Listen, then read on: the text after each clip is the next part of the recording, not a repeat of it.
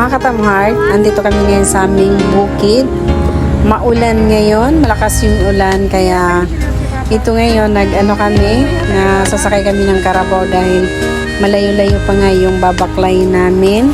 Alam mo kung ano yung maganda dito sa probinsya? Parang wala kang problema sa buhay, parang wala kang iniisip yung mga utang mo doon sa syudad, sa mga kapitbahay mo. Parang free stress ka talaga dito kapag andito ka sa bukid sa probinsya.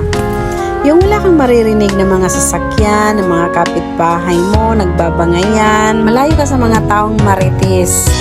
Alam mo yung maririnig mo lang dito yung mga tunog ng ibon, hagos ng tubig. Tapos habang umuupo ka, umiinom ka ng mainit na kape, tapos malamig, sariwang hangin, napakaganda talaga.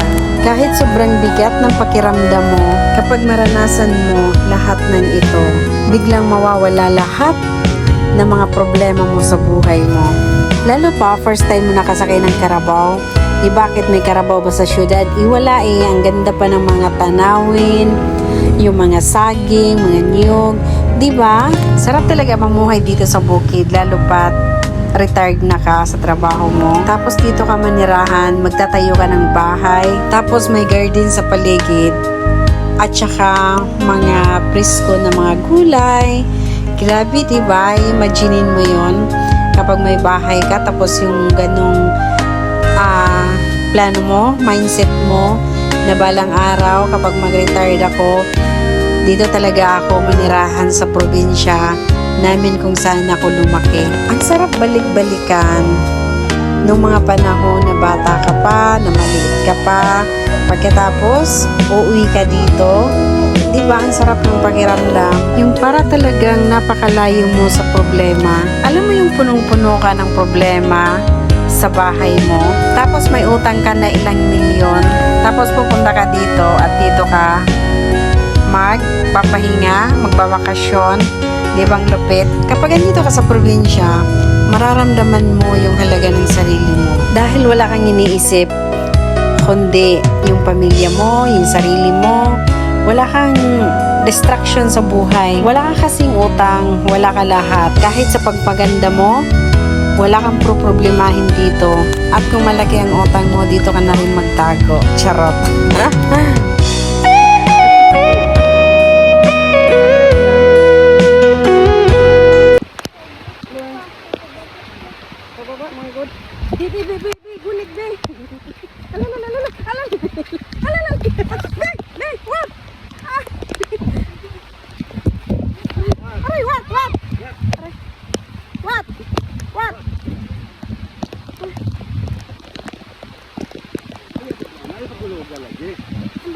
Tuyok ko yan, pag binako mo, para.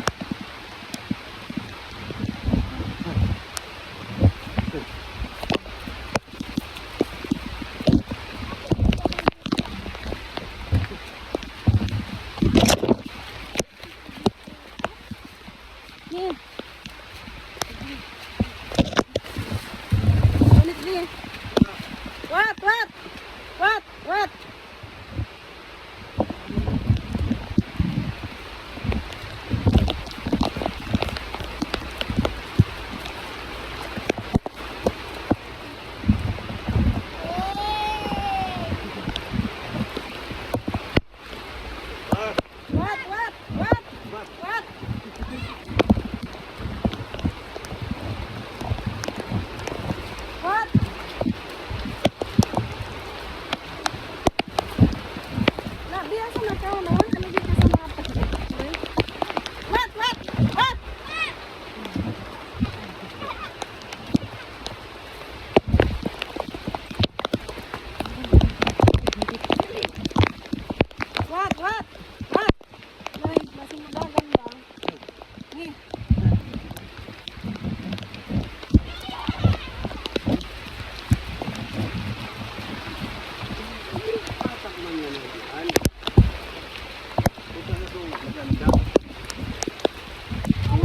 lagi. What? Why na yung cellphone? Why na yung cellphone? Kaya, saan ka lang? Dali, makikita natin.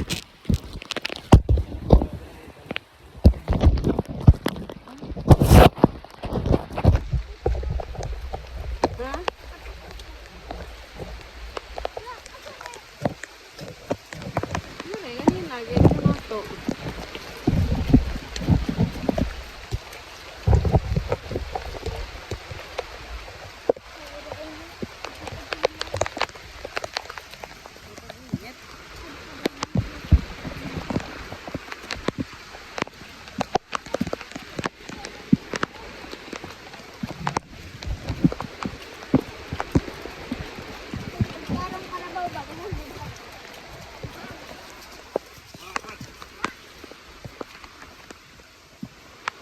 Magawid sa silya kay subida gini.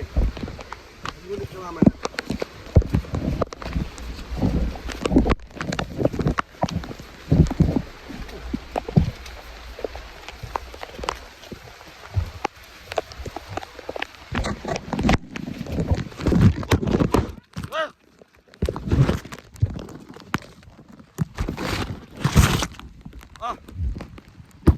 Isa ka magkahop yan. Lata din ang silbag digin ano ka ba? Bebe. Dai.